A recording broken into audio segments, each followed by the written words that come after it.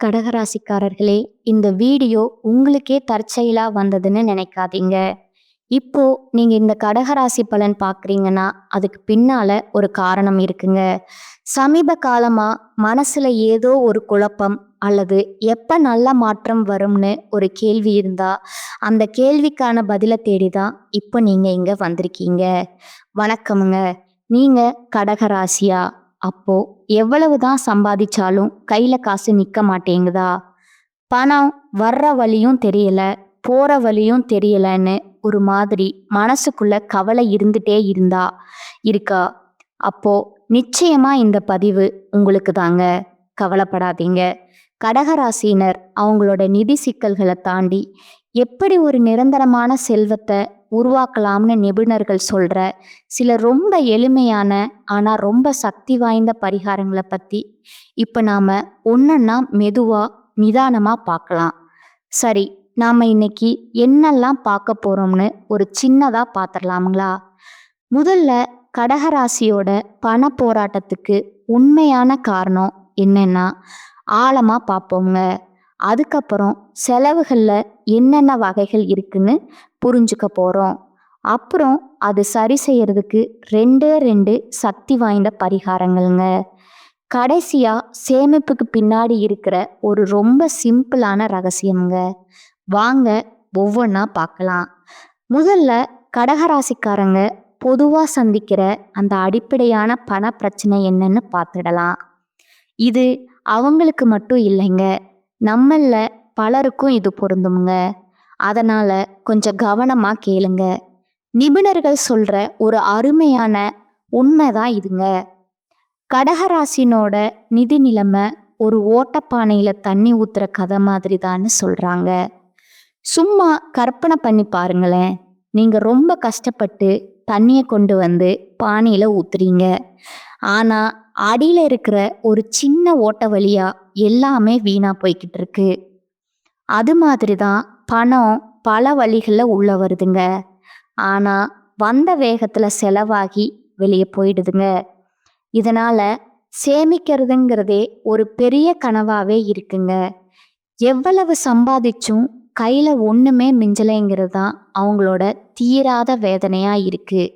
சரி, இதுக்கு என்னதான் காரணம்? ஏன் அப்படி நடக்குது? அதுக்கு காரணம் அவங்களோட இயல்பான குணம்தாங்க. அதுதான் சுமைதாங்கி. ஆமாங்க, இது கடகராசியோட ஒரு முக்கியமான உள்ளார்ந்த இயல்புங்க. அவங்க எப்பவுமே தங்களை சுத்தி இருக்கவங்களோட, குறிப்பா தன்னோட குடும்பத்தோட பொறுப்புகளையும் கஷ்டங்களையும் தாமாவே முன் வந்து தன் தோள்ல சுமப்பாங்கங்க. மற்றவங்க நல்லா இருக்கணும், சந்தோஷமா இருக்கணும்னு நினைக்கிறதால அவங்களுக்காகவே வாழ்ந்து தங்களை கவனிக்கவே மறந்துடுறாங்கங்க. இது வெறும் ஒரு உணர்வு மட்டும் இல்லைங்க, இது ஒரு முடிவே இல்லாத தொடர்ச்சியான நிதி சுழற்சி மாதிரிங்க. மகனோட படிப்பு மகனோட படிப்பு செலவு, மகளோட காலேஜ் ஃபீஸ், அது முடிஞ்சா கல்யாண செலவுன்னு பொறுப்புகள் ஒன்று மாற்றி ஒன்று வந்துட்டே இருக்குமுங்க. சில நேரங்களில் இது பேர குழந்தைகளை பார்த்துக்கிற வரைக்கும் கூட நீளுமுங்க. அவங்களுக்காக இதெல்லாம் செய்யறதுல ஒரு சந்தோஷம் இருந்தாலும் நமக்காக ஒண்ணுமே சேமிக்கவே முடியல அப்படிங்கிற ஒரு போராட்டம் மனசுக்குள்ள ஓடிக்கிட்டே இருக்குமுங்க. இப்போ நாம ஒரு ரொம்ப முக்கியமான விஷயத்த புரிஞ்சுக்கணுமுங்க. எல்லா செலவுகளும் ஒன்று கிடையாதுங்க. செலவுகளை பிரித்து பார்த்து எந்த செலவுகளை நாம கட்டுப்படுத்தணும்னு தெரிஞ்சுக்கிறது தான் புத்திசாலித்தனமுங்க. செலவுகளில் சுபவிரயம் அசுப விரயம்னு ரெண்டு வகை இருக்குதுங்க. வீடு கட்டுறது, கார் வாங்குறது, பிள்ளைகளோட படிப்பு, கல்யாணம்னு நாம சந்தோஷமா திட்டமிட்டு பண்ற செலவுகள் எல்லாம் சுப விரயம்ங்க. அதுல தப்பே இல்லைங்க. ஆனா திடீர்னு வர்ற ஆஸ்பத்திரி செலவு, எதிர்பாராத விபத்து, கடன் பிரச்சனை மாதிரி நம்ம மனசையும் பணத்தையும் ஒரே நேரத்துல காலி பண்ற செலவுகள் தான் அசுப விரயம்ங்க. நாம பார்க்க போற பரிகாரங்களோட முக்கிய நோக்கமே இந்த அசுப விரயங்களை குறைக்கிறது தான். அப்போ இந்த பணத்தை வீணடிக்கிற அசுப விரயங்களை எப்படி நம்ம கட்டுப்பாட்டுக்குள்ள கொண்டு வர்றது? அதுக்கான முதல் பரிகாரம் நம்ம மனசுக்கு தெளிவையும் அமைதியும் கொடுக்கறது தாங்க. இதுக்கு நிபுணர் சொல்ற முதல் வழி திருவண்ணாமலைக்கு ஒரு பயணம் போறதுங்க. அங்க போய் ரமண மகரிஷி ஆசிரமம் மாதிரி அமைதியான இடங்கள்ல எந்த யோசனையும் இல்லாம கொஞ்ச நேரம் தியானம் பண்ணா போதுங்க. உங்க மனசுல இருக்கிற பண கஷ்டம், எதிர்காலத்தை பத்தின பயம் எல்லாம் மெதுவா குறைய ஆரம்பிச்சிருமுங்க. செலவுகளும் தானா கட்டுப்பாட்டுக்குள்ள வர்றத நீங்களே உணர்வீங்க. மனசு அமைதியா இருந்தாலே போதுங்க. பண விஷயத்துல நம்மால தெளிவான சரியான முடிவுகளை எடுக்க முடியுமுங்க. இங்க நாம நல்லா புரிஞ்சுக்க வேண்டிய ஒரு விஷயம் இருக்குதுங்க. இந்த தீர்வுங்கிறது நம்ம சாப்பாட்டுலயோ தூக்கத்திலயோ இல்லை, நம்ம போடுற உடையிலையோ இல்லைங்க. அதாவது எந்த ஒரு வெளிப்புற மாற்றங்களும் தேவையே இல்லைங்க. இது முழுக்க முழுக்க ஒரு உள்மன மாற்றமுங்க. மன அமைதியை அடையிறது தான் எல்லாத்துக்கும் முதல் படிங்க. சரி, முதல் படியா மன அமைதி மூலமா செலவுகளை கட்டுப்படுத்திட்டோம். இப்போ அடுத்த கட்டம், அப்படி கஷ்டப்பட்டு சம்பாரிச்ச பணம் நம்ம கிட்டயே நிலைச்சு நிற்கிறதுக்கு ஒரு குறிப்பிட்ட பரிகாரம் இருக்குதுங்க. அதை பற்றி இப்போ கொஞ்சம் விரிவாக பார்ப்போமுங்க. இந்த பரிகாரத்தோட நோக்கம் ரொம்பவே சிம்பிளுங்க. திடீர்னு வர ஆஸ்பத்திரி செலவு, எதிர்பாராத விபத்து, கடன் தொல்லை, இந்த மாதிரி நம்ம சேமிப்பு மொத்தமாக காலி பண்ணுற விஷயங்கள்ல இருந்து நம்மளை ஒரு கவசம் மாதிரி பாதுகாக்கிறது தான் இந்த பரிகாரத்தை செய்யறதுக்கு ரொம்ப எளிமைய 3 படிகள் தாங்க. முதல்ல நீங்க பிறந்த கிழமை என்னன்னு தெரிஞ்சுக்கோங்க. ஞாயிறா திங்களான்னு. 2வதா ஒவ்வொரு மாசமும் வர்ற உங்க பிறந்த கிழமையில அன்னைக்கு சூரிய உதயம் ஆரம்பிச்சு அடுத்த நாள் சூரிய உதயம் வரைக்கும், அதாவது 24 மணி நேரம் விரதம் இருக்கணுங்க. கடைசியா விரதத்தை முடிச்சுட்டு ஒரு குறிப்பிட்ட சக்தி வாய்ந்த கோவிலுக்கு போகணுங்க. அந்த கோவில் பேரு வெண்பேடு அகஸ்துவரர் கோவிலுங்க. இந்த கோவிலுக்கு ஒரு தனித்துவமான தெய்வீக சக்தி இருக்குன்னு சொல்லப்படுதுங்க. இது சென்னையில இருந்து திருப்போரூர் போற வழியில மாம்பாக்கம் பக்கத்துல வெண்பேடுங்கிற சின்ன கிராமத்துல இருக்குங்க. இங்க இருக்கிற சிவலிங்கம் ரொம்ப அபூர்வமான சதுர வடிவத்துல இருக்குங்க. அது மட்டும் இல்லாம சுவாமி ஒரு தாமரை மேல அமர்ந்திருக்கிற மாதிரி இருக்குமுங்க. இந்த விசேஷமான அம்சங்களால இங்க போய் மனமுருகி வேண்டிக்கிட்டா அசுப விரயங்கள் தடுக்கப்படும்னு ஒரு ஆழமான நம்பிக்கை இருக்குதுங்க. இப்போ நம்ம ரொம்ப முக்கியமான கட்டத்துக்கு வந்திருக்கோமுங்க. இந்த பரிகாரங்கள் எல்லாம் செஞ்சதுக்கு அப்புறம் நம்ம முன்னாடி ஒரு ரொம்ப எளிமையான ஆனா ஆழமான நிதி உண்மை இருக்குங்க. அது என்னன்னு பார்க்கலாங்களா? இந்த ஒரு வரிதான் எல்லாத்துக்கும் அடிப்படைங்க. விரயம் நடக்கலைன்னா அது சேவிங்ஸா மாறுங்க. இதை நல்லா மனசுல பதிய வச்சுக்கோங்க. சேமிப்புங்கிறது அதிகமாக சம்பாதிக்கிறது மட்டும் இல்லைங்க, தேவையில்லாத செலவுகளை குறைக்கிறது தாங்க. நீங்கள் வேணான்னு தவிக்கிற ஒவ்வொரு தேவையற்ற செலவும் உங்கள் சேமிப்பு கணக்கில் விழுகிற பணம் தாங்க. நம்ம பார்த்த பரிகாரங்கள் எல்லாமே அந்த ஓட்டப்பானையை சரி பண்ணி பணக்கசிவை நிறுத்துவதற்கான கருவிகள் தாங்க. அந்த ஓட்டையை அடைச்சா மட்டும்தான் நம்ம அந்த பானையை முழுசா நிரம்ப வைக்க முடியுங்க. அதனால நல்ல ஞாபகம் வச்சுக்கோங்க, செலவுகளை கட்டுப்படுத்துறது தான் செல்வம் சேர்க்கிறதுக்கான முதல் மற்றும் மிக முக்கியமான படிங்க. நிச்சயமா இந்த பரிகாரங்கள் உங்களுக்கு ஒரு புதிய நம்பிக்கையும் செயல்படுறதுக்கான தைரியத்தையும் கொடுக்குமுங்க. இப்போ வழி உங்க முன்னாடி இருக்குங்க. உங்ககிட்ட கேட்க வேண்டியது ஒரே ஒரு கேள்விதான். உங்க நிதி பயணத்தை மாத்தி உங்க சேமிப்பை உங்க கட்டுப்பாட்டுக்குள்ள கொண்டு வர நீங்க தயாரா இருங்க. உங்களுக்கு இந்த மார்ச் மாதத்துல பாத்தீங்கன்னா, மார்ச் 15ஆம் தேதியில இருந்து உங்களுக்கு சனியுடைய வக்ர பயிற்சி, குருவுடைய வக்ர நிவர்த்தி, சுக்கிர பயிற்சி, சூரிய பயிற்சி, ராகு கேது பயிற்சின்னு 5 பயிற்சி பலன்கள் உங்களுக்கு ஒவ்வொன்றா கிடைக்கிறதுனால இனி வரக்கூடிய ஒரு 6 மாதங்கள் அப்படிங்கிறது உங்களுக்கு மிகப்பெரிய ஒரு ராஜயோகத்தை கொண்டுள்ள ஒரு நாட்களா பார்க்கப்படுதுங்க. முதலாவதா சனியுடைய வக்ர நிவர்த்தி. சனி பகவான் மீன ராசியில, அதாவது குருவுடைய ராசியில வக்ர நிவர்த்தி அடைய போறாருங்க. மார்ச் 15ஆம் தேதிக்கு அப்படி வக்ர நிவர்த்தி அடைகிறதுனால என்ன ஆக போகுதுன்னு கேட்டிங்கன்னா, இத்தனை நாட்களா நெகட்டிவா, அதாவது மைனஸா மட்டுமே செயல்பட்டு கொண்டிருந்த சனி பகவான் தற்பொழுது உங்களுக்கு ப்ளஸ்ஸா மாறி செயல்பட போறாருங்க. கடந்த காலகட்டத்துல சனி பகவான் மூலமா எதையெல்லாம் இழந்து கஷ்டப்பட்டு இருந்தீங்களோ அதையெல்லாம் திரும்ப பெறக்கூடிய ஒரு காலகட்டமா பார்க்கப்படுதுங்க. அடுத்ததா குருவுடைய வக்ர நிவர்த்தி. இத்தனை நாட்களா 2ஆம் இடத்துல இருந்த குரு பகவான் உங்க ராசியில பொருளாதாரத்துல மிகப்பெரிய பின்னடைவும் எந்த ஒரு முன்னேற்றமும் இருந்திருக்காதுங்க. 2ஆம் இடத்துல இருந்து தற்பொழுது குரு பகவான் 3ஆம் இடமான லக்னஸ்தானத்தை நோக்கி வரதுனால ஒட்டுமொத்த குரு பயிற்சி பலன்களும் உங்களுக்கு முழுமையா கிடைக்க போகுதுங்க.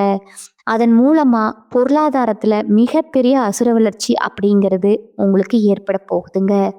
அடுத்ததா சுக்கிர பயிற்சி. சுக்கிர பயிற்சியை பொறுத்த வரைக்கும் 12 ராசிகளுக்குமே பொது பலனா பார்க்கப்படுதுங்க. அதன் மூலமா உங்களுக்கு கூடுதல் முன்னேற்றம் அப்படிங்கிறது நிச்சயமா ஏற்பட போகுதுங்க. கடைசியா ராகு கேது பயிற்சிங்க. ஐயோ, ராகு கேது பயிற்சியா? ஏன்னா கடந்த காலகட்டங்கள்ல ராகு கேது பயிற்சி காலகட்டங்கள் எல்லாம் நாங்க ரொம்பவே கஷ்டப்பட்டிருக்கோம். ரொம்ப அடி மேல அடி வாங்கி இருக்கோம். இந்த காலகட்டங்கள் தான் அப்படின்னு சொல்றவங்களுக்கு தற்பொழுது வரக்கூடிய ராகு கேது பயிற்சி காலகட்டம் அப்படிங்கிறது உடல் சார்ந்த பிரச்சனைகள் அனைத்தும் முழுவதுமா நிவர்த்தியாகி உங்களுக்கு நல்ல அதிர்ஷ்டம் தரக்கூடிய ஒரு காலகட்டமா பார்க்கப்படுதுங்க. 5 வருடங்களுடைய கிரகங்களுடைய சேர்க்கை இனி வரக்கூடிய காலகட்டத்துல உங்களுக்கு நடக்க போகுதுங்க. இந்த 2026 உங்க வாழ்க்கை அப்படிங்கிறது நல்ல முன்னேற்றத்தை நோக்கி ஆரம்பிக்க போகுதுங்க. கடந்த காலகட்டங்கள்ல நல்ல ஒரு வேலைங்கிறது உங்களுக்கு கிடைச்சிருக்காதுங்க. ஏதோ ஒரு கிடைக்கிற வேலைக்கு ஒரு 10,000 ரூபாய் சம்பளத்துக்கோ 15,000 ரூபாய் சம்பளத்துக்கோ பிடிக்காத ஒரு வேலையை குடும்ப கஷ்டத்துக்காக செஞ்சுட்டு இருந்திருப்பீங்க. இனி உங்களுக்கு பிடிச்ச மாதிரியும் உங்க படிப்புக்கு ஏத்த மாதிரியும் நல்ல ஒரு வேலைங்கிறது வரக்கூடிய நாட்கள்ல கிடைக்க போகுதுங்க. கோர்ட்டு கேஸ்னு ரொம்ப நாளா அலைஞ்சிட்டு இருக்கிற நபர்களுக்கு விரைவிலேயே உங்களுக்கு சாதகமான தீர்ப்பு வருமுங்க. சொத்து பிரச்சனையும் உங்களுக்கு சாதகமாகவே முடியுமுங்க. சனி பகவானுடைய பார்வை உங்களுக்கு நேரடியாகவே இருக்குதுங்க. அதன் மூலமா வருமானம் அப்படிங்கிறது பல வழிகள்ல வருமுங்க. தொழில லாபம் சற்று அதிகமாகவே கிடைக்குமுங்க. அரசியல்வாதிகளை பொறுத்த வரைக்கும் புதிய பொறுப்புகள் புதிய பதவிகள் எல்லாம் தானாகவே வருமுங்க. ராகு கேதுவால உங்களுடைய செல்வாக்கு உயருமுங்க.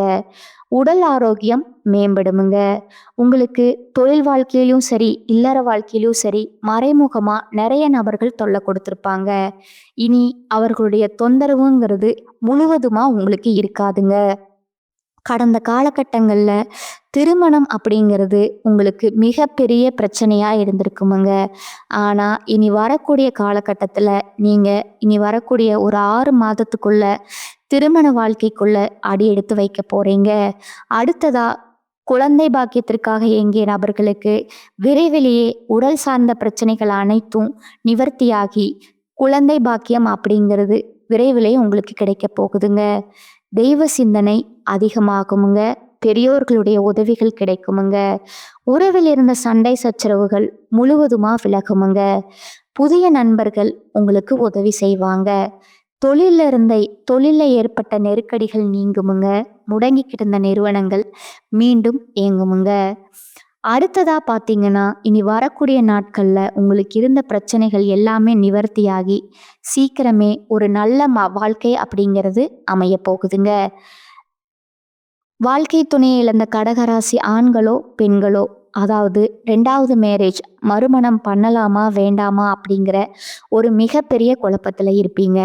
அப்படி 2வது திருமணம் பண்ணும்போது சொந்தக்காரங்க தப்பாக பேசிடுவாங்களோ, ஊர்க்காரங்க தப்பாக நினச்சிருவாங்களோ, யார் என்ன நினைப்பாங்க, அவங்க என்ன நினைப்பாங்க அப்படின்னு நினச்சி நிறைய பேர் 2வது திருமணத்தை பற்றி யோசிக்காமல் இருக்கீங்க.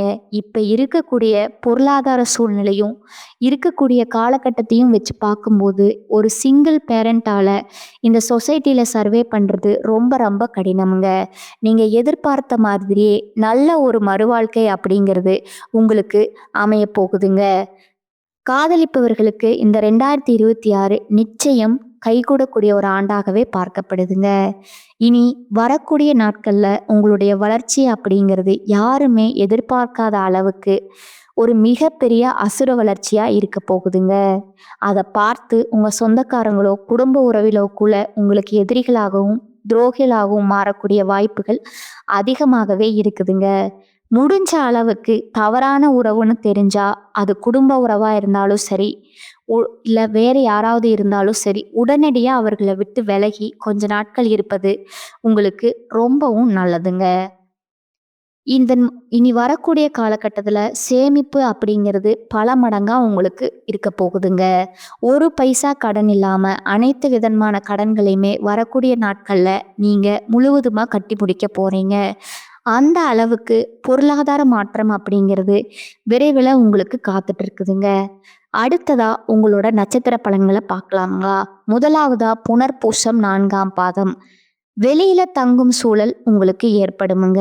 எடுத்த காரியத்தை செய்யும்போது எது சரி எது தவறு அப்படிங்கிற தடுமாற்றம் ஏற்பட்டாலும் திறமையால அதனை செய்து முடிப்பீங்க. பண வரவு எதிர்பார்த்தபடி இருக்குமுங்க. தொழில் வியாபாரம் முன்னேற்ற பாதையில செல்லுங்க. நிதி உதவி கிடைக்குமுங்க. வாடிக்கையாளர் மத்தியில மதிப்பு கூடுங்க. உத்தியோகத்துல இருப்பவர்களுக்கு நீண்ட நாட்களா எதிர்பார்த்த பதவி உயர்வு கிடைக்கலாமுங்க. சம்பள உயர்வும் வரலாமுங்க. 2வதா இருக்கக்கூடியவங்க பூச நட்சத்திரக்காரங்க. குடும்பத்துல மகிழ்ச்சி இருக்குமுங்க. கணவன் மனைவிக்கிடையே இதுவரை இருந்து வந்த கருத்து வேற்றுமை நீங்கி நெருக்கம் அதிகரிக்குமுங்க. பிள்ளைகளுக்கு தேவையான பொருட்களை வாங்கி கொடுப்பீங்க. பெண்களுக்கு மிக கவனமா பேசுவதும் கோபத்தை குறைப்பதும் நன்மை தருமுங்க. எதிர்பார்த்த பண உதவி கிடைக்குமுங்க. 3வதா ஆயிலும் நட்சத்திரக்காரங்க. நிலுவையில் உள்ள காரியங்கள் சிறப்பாக முடிய வழி பிறக்குமுங்க. வரவேண்டிய பணம் கைக்கு வந்து சேருமுங்க. இரவு பகலா உழைக்க வேண்டி இருக்குமுங்க. அரசியல்வாதிகள் மக்கள் தொடர்பான பிரச்சனைகளை சந்திக்க நேரிடுமுங்க. மக்கள் பிரச்சனைகளை தீர்த்து அவர்களின் ஆதரவை பெறுவீங்க. மாணவர்களுக்கு கல்வியில எதிர்பார்த்த முன்னேற்றம் காணப்படுமுங்க.